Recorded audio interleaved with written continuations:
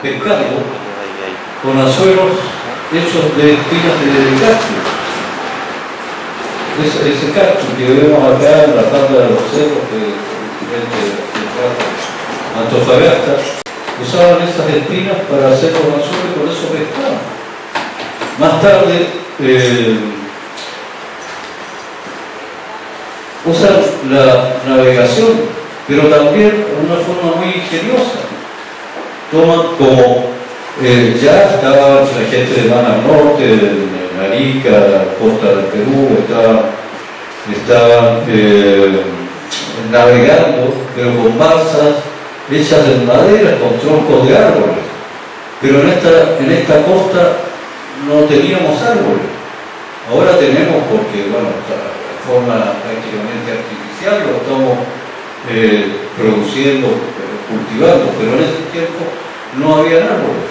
Entonces ellos se las ingenian y con cueros de lobos marinos hacen una especie de banano, los inflan con dos de esos bananos, una tabla encima y un par de remos y salen para adentro a pescar incluso grandes animales como las ballenas, los delfines.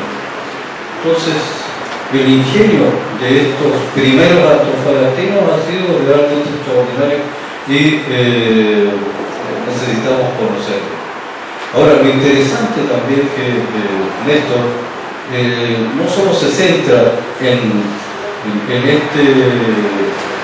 este territorio, sino que se da el trabajo de explicar cómo llegaron estos, los que estamos llamando primeros antofagastinos, a este litoral, viniendo desde el viejo continente, pasando por el estrecho de Bering, muestra todo el recorrido que ellos han hecho hasta después, hace 10.000 años, llegan a este lugar, a este territorio.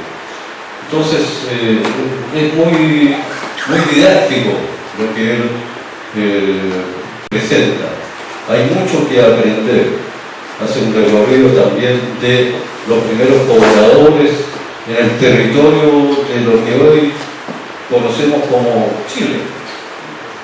Cómo llegan también junto con estos primeros antofagastinos, pero también llegan a ocupar parte de este largo y variado territorio chileno, adaptándose a las diferentes ecologías. Entonces, todo esto nos hace comprender mucho mejor esta, llamémosle, epopeya de los primeros antofagastinos, cómo llegaron, qué tuvieron que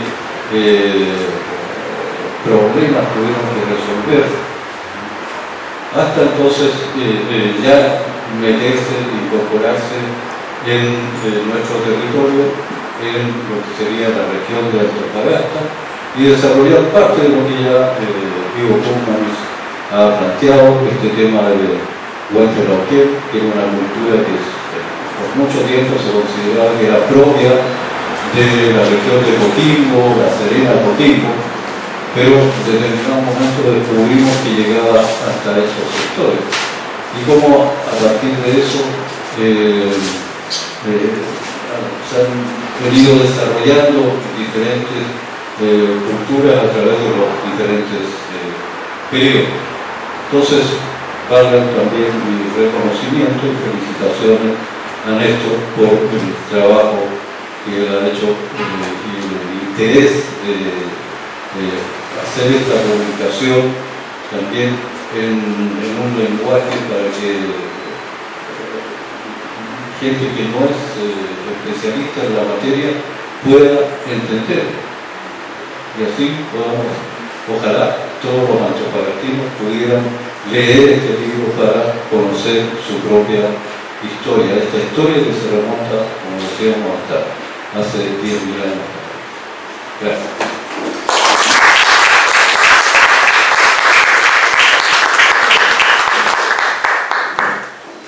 Muchas gracias, doctor Agustín. Gonzalo Dante Rojas Arias, antofagastino, 36 años, casado, 4 hijos. Estudia antropología convencional arqueología en la Universidad de Tarapacá desde 1909. Desde 2009. Cuando ya está próximo a terminar su carrera, reconoce que no ha sido una tarea fácil, porque para financiar sus estudios ha tenido que trabajar. Durante un buen tiempo congeló sus estudios. Estuvo trabajando en este museo y después los combinó con un trabajo en la región con el sistema de turno 7x7. Sin embargo, hoy lo vemos contento y con mucho optimismo por el futuro, sumido de lleno por estos días en su tesis, que es sobre el mismo tema del proyecto Fondar, lo cual lo obliga a mucho tiempo en terreno. Ejemplo de esfuerzo, dedicación y responsabilidad es hijo de la educación pública. De su vocación por la arqueología, cuenta que desde pequeño siempre sintió un gran interés y curiosidad por el pasado, principalmente por entender cómo vivieron los grupos humanos en sus distintas etapas de desarrollo, sus costumbres, su forma de vida, su tecnología, su vinculación con el medio que los rodea. De la propuesta de su tesis o memoria, su hipótesis de trabajo propone que el sitio arqueológico La Chimba estaría vinculado a una serie de elementos tanto geográficos como arqueológicos distribuidos en su entorno inmediato, demostrando que este sitio de carácter simbólico se articularía a través de conectores, rasgos de visión y dificultad de accesos a distintos elementos, evidenciando la apropiación del espacio terrestre y la posible asignación simbólica de alguno de ellos. Pero Rojas también alerta sobre la necesidad de concientizar a la población sobre el patrimonio arqueológico, ya que la Chimba 13 hoy está siendo dañada con basura y extracción de áridos. El investigador considera que estamos en deuda con estos grupos de personas que conquistaron este territorio e hicieron de Antofagasta su hogar hace más de 10.000 años. Ahí, sentencia, es donde parte nuestra verdadera identidad. La historia que se desarrolla posteriormente es consecuencia de la historia de estos pioneros. Para comentar más acerca de su trabajo y pasión, dejo con ustedes a don Néstor Rojas.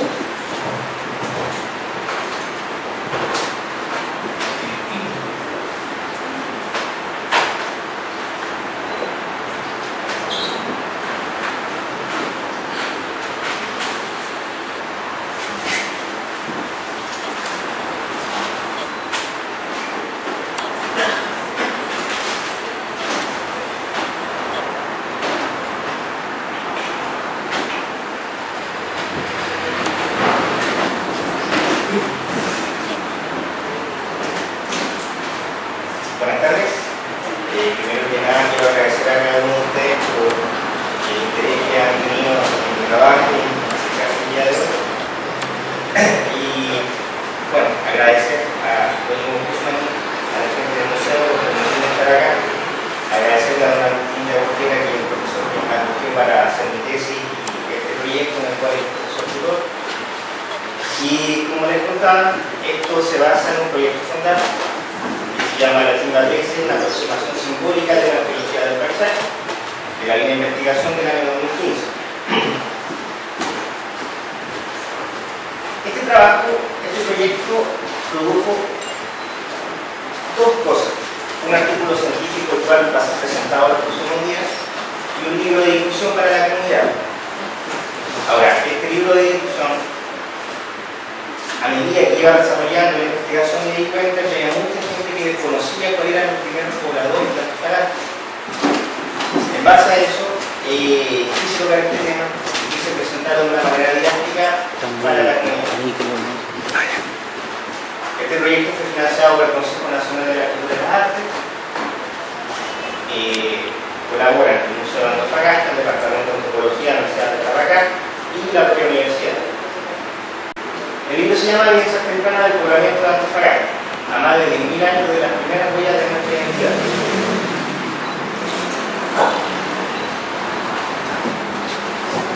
El libro consta de 3 capítulos, básicos, se puede decir. La primera parte es introductoria, que nos habla de la arqueología, de la geografía, de la fauna, de la vegetación, de la zona. También nos habla de los conceptos de identidad y alguna parte que nos introduce a la historia más reciente, cerca de 300 años atrás, de lo que es Antofagasta. Por lo cual no les voy a hablar sobre ese capítulo. Tenemos un segundo capítulo que habla del poblamiento total de Antofagasta. para explicar cómo llegaron a Antofagasta, me retrotraje en el tiempo miles de kilómetros al norte para explicar cómo llegaron a América primeramente y luego a Antofagasta. Y en esa parte vamos a hablar solamente sobre el éxito de la Chimba Grecia y la Chimba, el sector completo de la Chimba. Y una última parte de ese mismo capítulo nos habla sobre el paisaje y la vinculación con estos grupos arcaicos. El tercer capítulo nos va a hablar, que también lo vamos a tocar acá, de forma somera, ¿sí?, de el patrimonio. Vamos a hablar qué es el patrimonio, si hay alguna legislación que cuida este patrimonio, cuáles son las sanciones en caso de dañar este patrimonio y el estado actual del sitio arqueológico. Tenemos que empezar con la pregunta hoy: ¿quiénes fueron los primeros antofagastas? Como mencionó don Agustín y don Ivo, hace 10.000 años llegaron bandas de cazadores, pescadores, recolectores y habitaron lo que hoy conocemos el sector de la Chimba. Y esto salió específicamente por el sitio arqueológico que se llama Llegar al Conde, y actualmente se cambió al nombre de la Chimba Grecia. Este sitio se ubica muy cerca de lo que actualmente es la calle Pablo Neruda, con Intercante. Es una pequeña meseta que se ubica a 270 o 275 metros sobre el nivel del mar y se distancia unos 3 kilómetros aproximadamente de la costa. Ahí tenemos una imagen más cerca del sitio y podemos apreciar que es una meseta en la cual se distingue claramente del resto del entorno geográfico. La primera aproximación a este sitio fue del doctor Horacio Larraín, cuando él realizaba algunas exploraciones en búsqueda de insectos para su colección.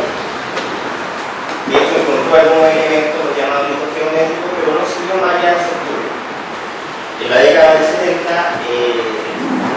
cuando estaba en la carrera de arqueología, en una de las profesiones que hacía junto al curso don Gastón Castillo, alumno en ese tiempo, encontró uno de estos mitos geométricos, lo que motivó a don Agustín a realizar una excavación en el lugar, mostrando que había una serie de estos elementos que se estaban vinculando ya con la cuarta región, en este caso con el sitio arqueológico Puente de la Ojeda, y arrojando fechas aproximadas de 9.000 antes del presente. En los 90 se hizo un decir, involucró muchas disciplinas, en las cuales está la paleoceanografía, la bioantropología, la arqueología, y terminó por asignar a este grupo, a este sitio arqueológico, con los demás grupos. Se estudiaron los sitios de la segunda, tercera y cuarta región. En la tercera región tenemos el Olimpo 1, Promedanos 2, y en la cuarta región la Fundición 1 y Puente de la Ojeda, que son los más reconocidos. El área de estudio, bueno, la segunda región, y aquí lo podemos apreciar de forma más espacial, donde estaría ubicado el sitio que era la Cor, o la Chimba Grecia. Su economía básicamente está orientada a recursos del mar, por todo el sector, no solamente el sector de la Chimba, sino toda esta área se halla presencia de forma malacológica ecológica, muchas cuencas de marisco, molusco y vértebras de peces. También se encontraron restos de camellos, roedores y aves marinas. En los camellos principalmente se estaba apreciando lo que es el guarapo, y esto vendría de las cotas de caza que estarían en el que ponen una búsqueda.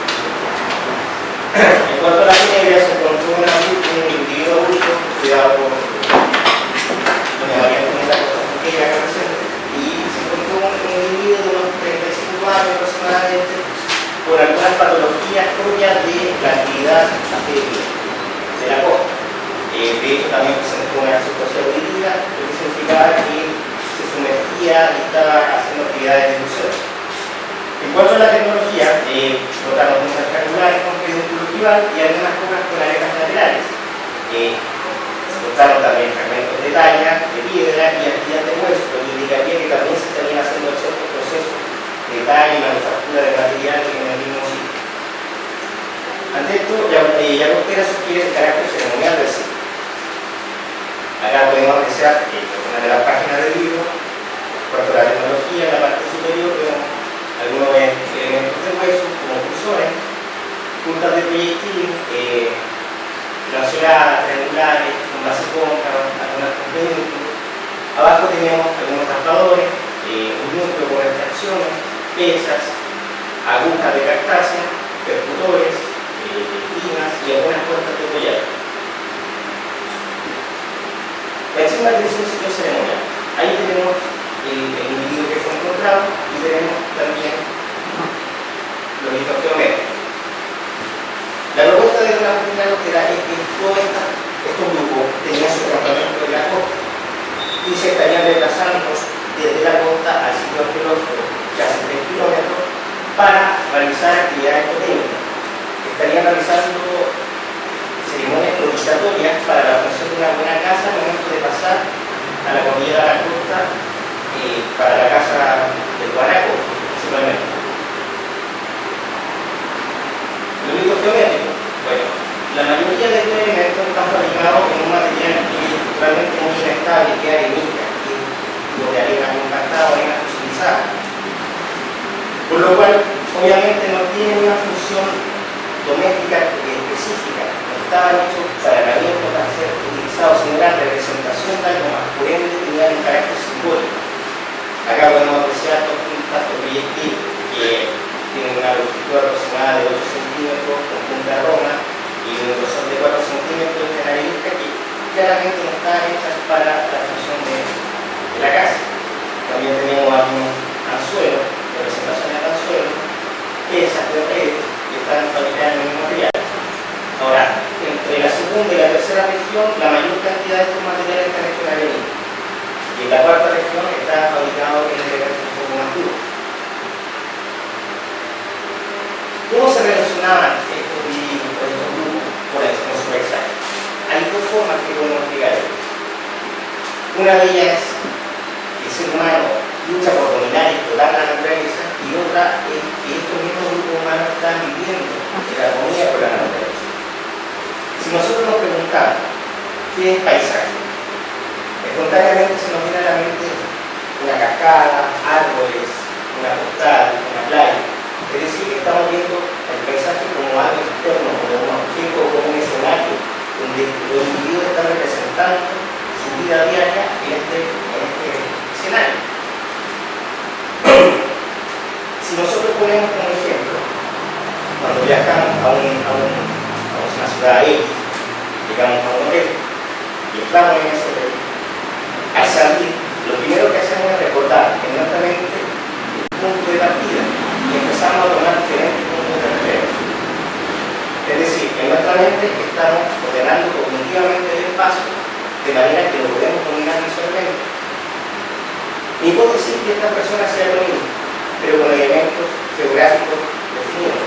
Es decir, en la meseta donde está el sitio de la Guerra de las Costas, nosotros tenemos 180 grados de visibilidad, el cual nos permite tener un dominio visual de toda la costa, que era la principal área de captación de recursos de recolección y de pesca.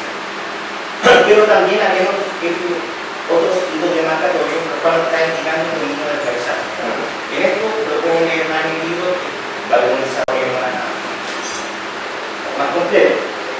Pero mi hipótesis es que la tesis es parte de un paisaje socialmente construido, que tenía como base obviamente la economía. Es decir, estos grupos no iban a llegar a un lugar donde no tenían comunidad, iban a estar en un área y le iban a tocar recursos, y de ahí iban a otorgar un significado distinto a lo que es el paisaje. La construcción social del paisaje entonces estuvo ligada con la apropiación de estos espacios geográficos, no solo para la explotación, sino de una manera simbólica. En esto se creó un ordenamiento cognitivo de los elementos naturales y espaciales, combinados con las características de visibilidad, de dominio visual y de la circulación, también por las rutas de movilidad, que en conjunto con esta privilegiada ubicación geográfica conformaría un nodo integrador de toda la zona. Entonces tenemos que toda la evidencia que fue encontrada por la investigación realizada por una Agustín de la década de los 70, 90, además de la evidencia que he encontrado yo en estos últimos años, considerando también el paisaje, en su conjunto todo tiene a conformar un patrimonio arqueológico. ¿Por qué es un patrimonio arqueológico? Un patrimonio. Sabemos que es aquello que nos fue ligado por nuestros ancestros. Y en un contexto cultural, tienen aquellas manifestaciones culturales, las tradiciones, las costumbres y los bienes materiales que fueron legados por los antepasados. Llevándolo un poco al patrimonio cultural, podemos simplificar como el conjunto de conocimientos, ideas, tradiciones, costumbres que son caracterizadas por ciertos grupos humanos, de los cuales podemos dividir el patrimonio cultural material, que en la arqueología podemos definirlo como el textil, el cerámico, la herramienta, o el mismo elemento cultural presentado, y el patrimonio cultural inmaterial. En este se definen las prácticas, las costumbres, las expresiones, los conocimientos que son traspasados también por nuestros antepasados. Ahora, esto es muy sintético y es solamente llevándolo a los objetos de estudio que nosotros tenemos en este momento. ¿Y quién protege nuestro patrimonio arqueológico? Primero que nada, debemos entender que los lugares, las ruinas, las construcciones y los objetos de carácter histórico o artístico, el territorio, el cementerio, las piezas arqueológicas, antropológicas, geológicas, paleontológicas, etc., solo por el mismo título de la ley, su artículo 21 declara que son pertenecientes al Estado de Chile. Tenemos dos leyes, la ley 19.300, la cual declara que el patrimonio cultural está implícito en el concepto de medio ambiente, ya no sometido al sistema de evaluación de impacto ambiental. Es decir, cualquier obra que se lleve a cabo en cualquier área tiene que haber un estudio arqueológico por anterioridad. La ley 17.1981 de monumentos nacionales, que es un marco regulatorio, la que tiene, a través de su reglamento, otorga los permisos para la protección o excavación arqueológica. Nosotros, incluso como arqueólogos, debemos solicitar para alguna obra, para algún movimiento de tierra, para alguna investigación, los permisos correspondientes para hacer esta tipo de actividad. ¿Qué pasa si no se cumplen estos requisitos? Bueno, regulado también por la ley 17.238, nos dice que quien recoja un guarde para sí, o para comerciar, o compre, o pinte, remate, destruye, o retire cualquier sitio arqueológico, histórico o arqueológico, será sancionado tanto civil como penalmente, y la multa puede ir desde 5 hasta 10 sueldos militares con reclusión menor en su grado medio máximo. También la ley dice que premia a quien realice la denuncia oportuna, es decir, que si nosotros vemos que se está realizando destrucción del patrimonio y hacemos la denuncia, a quien le cobre esa multa el 20% va a llegar a denunciar, para que lo tengan en consideración. Bueno, para ver el estado actual del sector arqueológico hay tres factores que están decididos. El primero son el tránsito de los vehículos que están pasando por la vía del área. El segundo son el guateo, que son las excavaciones ilícitas. Y por último, hay una empresa, varias empresas extractoras de área que están removiendo todo el material que están varios ciclos arqueológicos. Aquí se puede apreciar, estamos a la parte sur del sitio y se aprecia la estrella. Aquí estamos encima del sitio arqueológico, los Santañanas, la huella de Río, la excavación ilegal. Bueno, acá tenemos posiblemente un sitio de cine, un sitio de paso un poco más tardío, el arqueológico único en su tipo. De hecho, el sitio arqueológico de la costa es uno de los sitios más tempranos de la costa y único en la característica que está ayudando a ver cómo es el poblamiento de todo el norte de nuestro país. Y en este libro he querido tratar de contar la historia de estas personas que llegaron a través de diferentes partes. Hicieron frente a la adversidad en un desierto inhóspito, logrando dominar hasta conquistar y transformar en su hogar, construyendo el proceso su historia en nuestra historia. Se plantea una sistematización de diferentes datos, de diferentes autores, y la que ha tratado de explicar cómo llegó el ser humano a América y obviamente cómo llegó a nuestra área. En esta odisea, un grupo de personas encontraron diferentes especies de animales, tanto extintos como contemporáneos, diferentes parajes y libros, a lo que se debió su frente. Sin embargo, en todos los casos, aflojó el instinto de supervivencia que llevamos en nuestro ADN y que permitió de distintos memoriales nuestra supervivencia como especie. La idea de esto es poner en valor el patrimonio arqueológico, invitándolo a ustedes a que reflexionen sobre nuestro pasado y nuestra pertenencia cultural.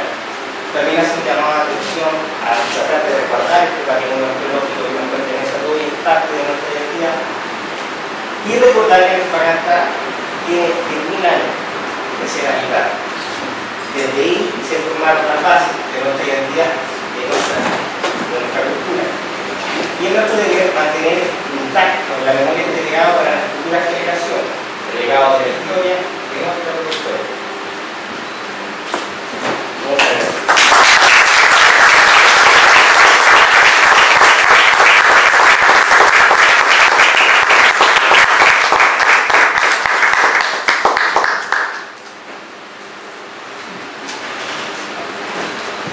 ¿Aló? Sí, muchas gracias, Néstor. No sé si hay consultas, dudas, comentarios, opiniones del público que quiera centralizar. ¿Alguna observación? ¿Algo que no haya quedado claro? Hablen ahora, alguien plantea. ¿Sí? ¿Alguien que quiera comentar, opinar acerca de esta publicación? Ahí tenemos una... Por favor. Una consulta, mi nombre es Roberto Díaz. Una consulta sobre la protección o no del sitio, porque por la ley que tú hacías mención, tengo entendido que uno tiene que hacer un denuncio, entonces no me cuadra aquello, de que si hay un sitio arqueológico determinado y uno hace la denuncia correspondiente a la autoridad, lo que estamos viendo ahí es una excavación, entonces están sacando árido y ese tipo de cosas. ¿Qué está esa situación? Ahora, el privado está comprometido a resguardar parte del sitio arqueológico. Sin embargo, la parte que está abajo también tiene algún tipo de evidencia que ya está insupada. Lamentablemente ya no se puede hacer mucho ahí, pero el sitio arqueológico está siendo resguardado por la misma persona que es la huella de su predio. Por parte del Estado, ¿no? Esa es la denuncia. Lamentablemente no tenemos sin el Consejo Monumento acá, es difícil. ¿Tienes identificado el nombre de estos primeros pobladores? ¿Cómo se llamaban? ¿Aquellos? No, en realidad no. Aquí los nombres, en realidad somos nosotros que le dejamos el nombre de estas personas. Claro. Entonces no sabría decir. Mucha gente lo conoce como los clanes, pero hay cierta discrepancia en la relación.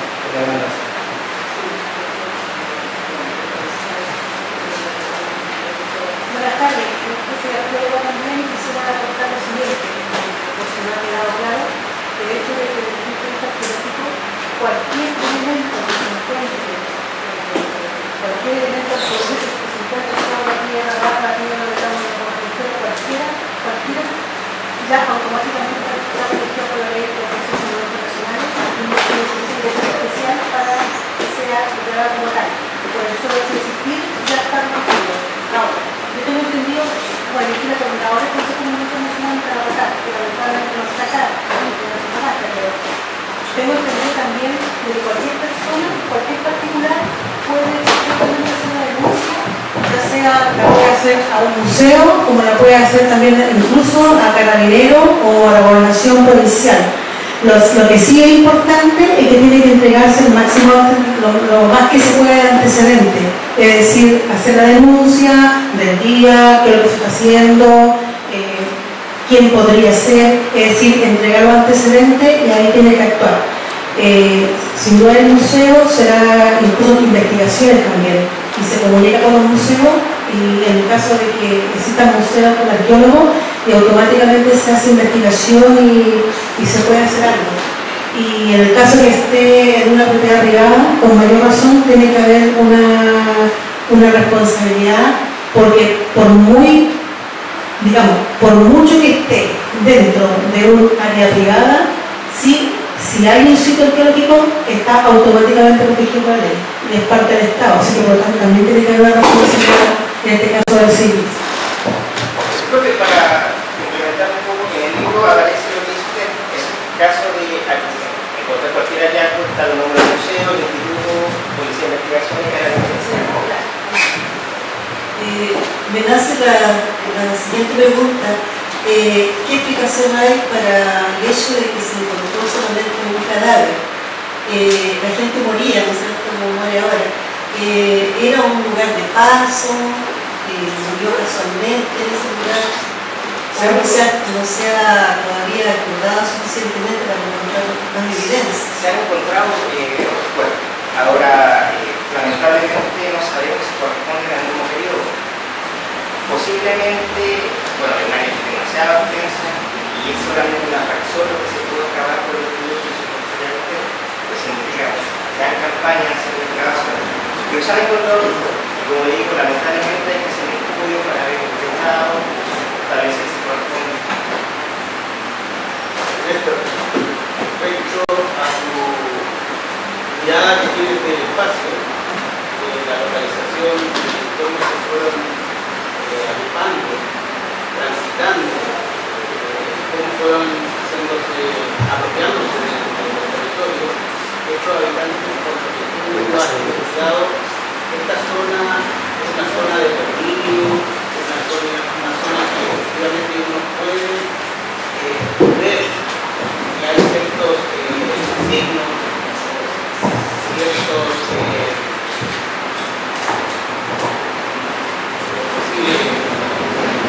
símbolos que indiquen que era un sector de tránsito, de parada, de estación,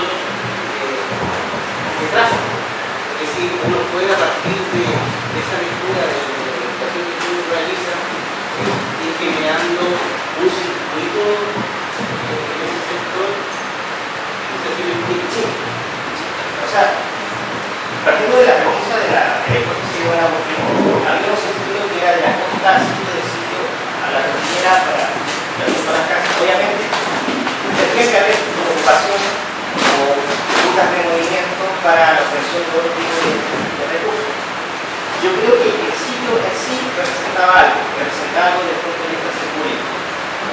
Ya, por la evidencia de los geométricos, que no deja de ser un elemento bien extraño que genera hasta dudas por el asunto del cuerpo, porque el cuerpo también estuvo con ofrenda y se encontró una piedra que tenía un pigmento rojo, y nosotros sabemos lo que puede significar tanto para la antropología como la arqueología, que puede estar conjugado con lo ceremonial. Y una capa también de conchas en perfectas condiciones y algunos fragmentos de ahí. Entonces, el único factor de datos son datos a representantes globales. Ahora, yo creo que ese sitio era el integrador de la zona. Desde el sitio se gozaba de un dominio visual completo. Y desde ese punto, los hitos de marcador geográfico de referencia que establecían dónde estaba su terreno. Ahora, si iban y tenían que moverse generalmente, ya sabían comunicar por los mismos elementos. Ahora, el paisaje supuestamente no ha cambiado tanto, con los estudios que se han realizado, por Gabriel Vargas, por Rodríguez, por el mismo Guillermo Chón, que estuvimos conversando. La superficie sí ha cambiado, pero la morfología no ha cambiado. Entonces, esa meseta, desde el día de atrás, siempre ha sido la misma meseta. Y esa misma configuración geográfica ha estado. Entonces, es posible ahora interpretarla de esa manera. Si nosotros nos paramos arriba del centro, tenemos el promontorio, tenemos la isla, tenemos la costa, tenemos la ciudad, y desde ahí se fue. Entonces, para todo el terreno que es propio del dominio que tenían los pobladores y de los procesos políticos. Hola, felicitar y agradecer a Néstor por su trabajo, por aportarnos a todos los antofagastinos.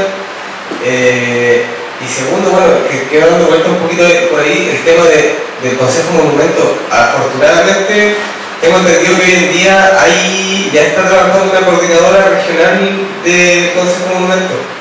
Así que eso igual es una gran oportunidad, yo creo, para todos los que estamos trabajando, digamos, por el patrimonio de la región.